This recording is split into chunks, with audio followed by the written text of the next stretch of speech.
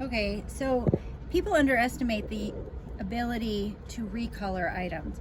These are Merrells. This is rubber. It's easy to repair, but there are digs all over these. And I just have a wood repair marker, and you literally just touch it, repair it.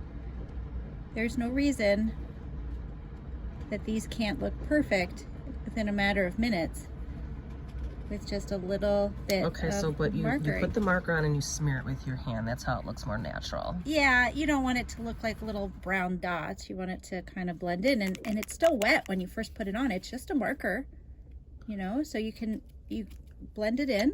That is so cool and so easy. And it's so easy. I already did this whole one, and it looks perfect and brand new. And these are Merrells. It's worth doing, right? Now this here is suede. So if you wanted to repair any of this, and you don't need to, it's fine. You wouldn't use a marker. You would use, you know, a leather stain. But this rubber, see, and it looks a little too dark as you hit it. And you just rub it in. And even, this is easy because look, it's brown, dark brown and light brown all over. Right. So no one would even notice that there's any change in it. Done. Great tip.